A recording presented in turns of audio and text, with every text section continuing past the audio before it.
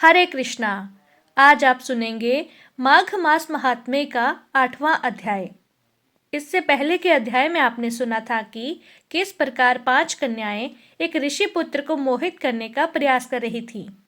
वे पांचों की पांचों ऋषि पुत्र को अपने कामदेव रूपी बाणों से घायल करने का प्रयास कर रही थी, किंतु ऋषि पुत्र वहां से किसी अनिष्टा होने की आशंका से अदृश्य हो गया। अब आगे क्या हुआ, इसका वृतांत जानने के लिए आप सभी सुनिए आज का अध्याय। वे पांचों कन्याएं इस प्रकार विलाप करती हुई बहुत देर तक प्रतीक्षा करके अपने घर वापस लौट गईं। जब अपने घर में पहुंची तो उनकी माताओं ने कहा कि आज इतना विलंब तुम सबने क्यों कर दिया। तब कन्याएं अपनी माता से असली बात को छुपा गई और कहने लगी कि माताश्री, हम तो किन्नरों के साथ क्रीड़ा करती हुई सरोवर पर थी। ऐसा कहकर कि आज हम बहुत थक गई हैं और कुछ आराम करना चाहती हैं। यह कहकर वह जाकर लेट गईं। ऋषि विशिष्ट जी कहते हैं कि इस प्रकार आशय को छुपाकर वह विरह की मारी पड़ गईं। अपने घर में आकर किसी प्रकार की कोई क्रीड़ा नहीं की। वह रात्रि उनको एक युग के समान बीती। सूर्य नारायण के उदय होते ही वे अपने आप को जीवित मानती हुई अपनी माताओं की आज्ञा लेकर गौरी पूजन करने के लिए वहां पर जाने लगी।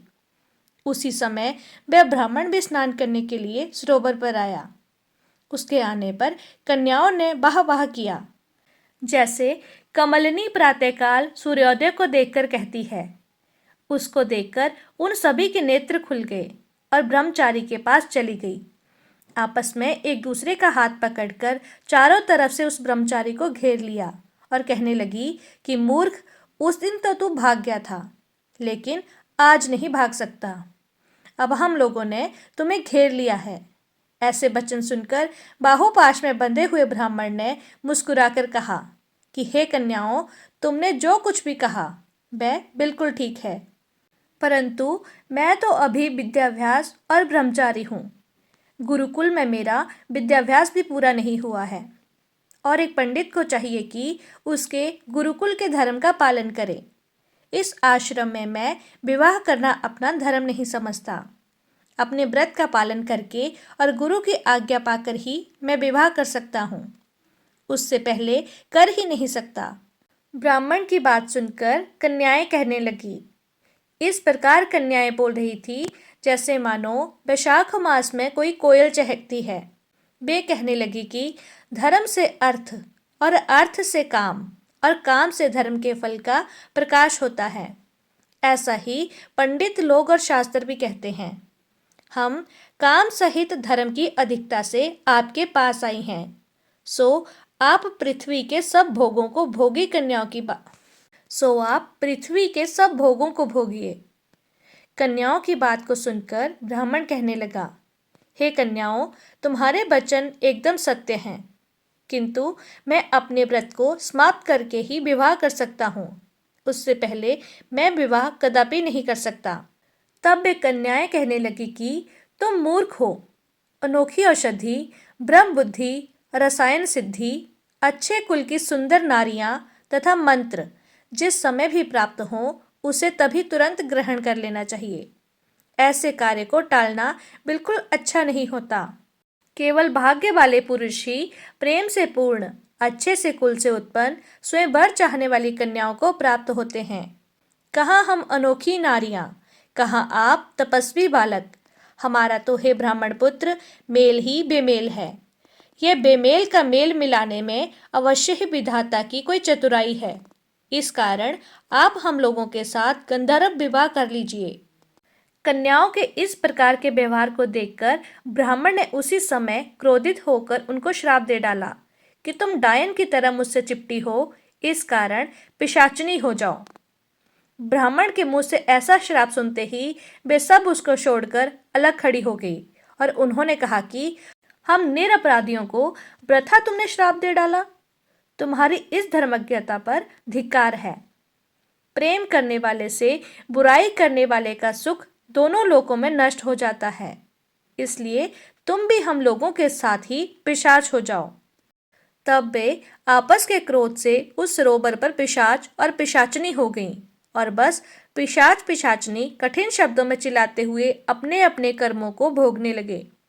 विशिष्ट जी कहने लगे कि हे राजन, इस प्रकार वह पिशाच उस सरोवर के इधर उधर फिरते रहे। बहुत समय पश्चात मुनियों में श्रेष्ठ लोमेश ऋषि पौष शुक्ल चतुर्दशी को उस सरोवर पर स्नान करने के लिए आए। जब क्षुधा से अर्थात भूख से दुखी पिशाच ने उनको देखा तो उनकी हत्या करने के लिए गोल बांधकर उन चारों तरफ उन्हें घेर लिया। वेदनिधि ब्राह्मण भी वहां पर आ गए और उन्होंने लोमेश ऋषि को साष्टांग प्रणाम किया और पिशाच ऋषि के तेज के सामने ठहर नहीं पाए और दूर जाकर खड़े हो गए। वेदनीति हाथ जोड़कर लोमेश ऋषि से कहने लगे कि भाग्य से ही ऋषियों के दर्शन होते हैं। फिर उन्होंने गंधर्व कन्या और अपने पुत्र का परिचय देते हुए सब वृतांत कह सुनाया और कहने लगे कि हे मुनिवर, यह सब ही श्राप मोहित होकर आपके सामने खड़े हुए हैं। आज इन बालकों का निस्तार होगा, जैसे सूर्योदय से अंधेरे का नाश हो जाता है।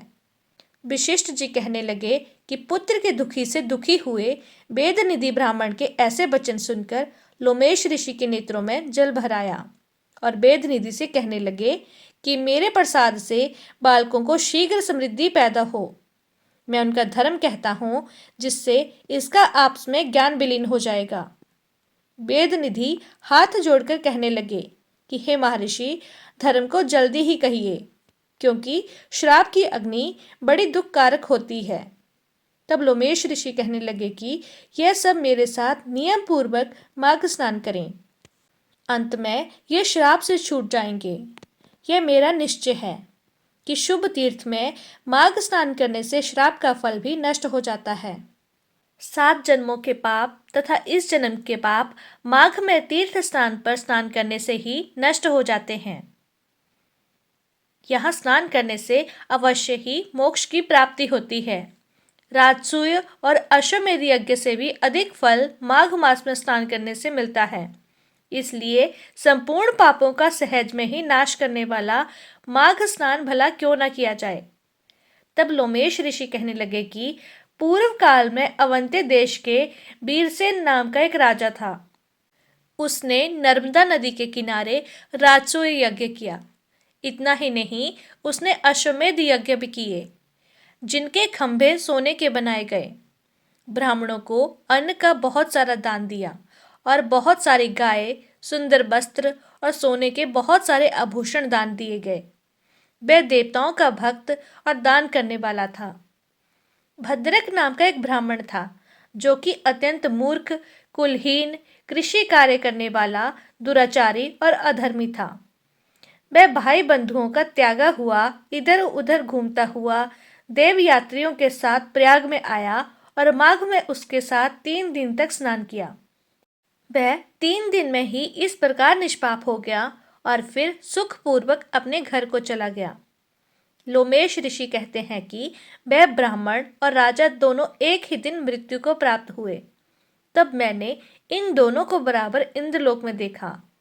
तेज, रूप, बल, स्त्री, वस्त्र और आभूषणों में दोनों को एक समान देखा।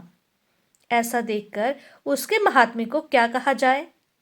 राजसूय यज्ञ करने वाला स्वर्ग का सुख भोगकर फिर भी जन्म लेता है, परंतु संगम में स्नान करने वाला जन्म मरण के बंधन से मुक्त हो जाता है।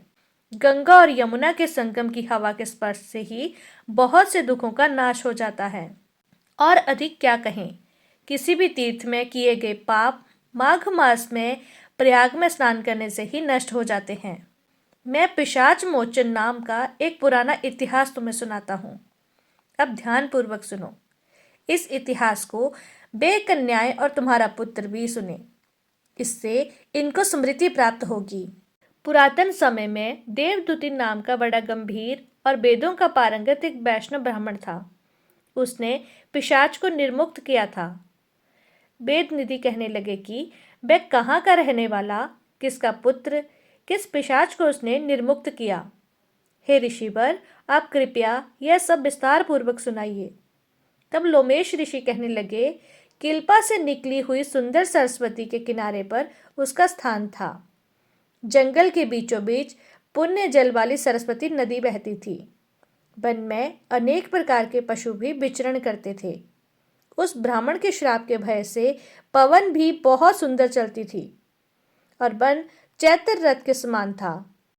उस जगह धर्मात्मा देवदूती रहता था। उसके पिता का नाम था सुमित्र और वह माता लक्ष्मी के वरदान से उत्पन्न हुआ था।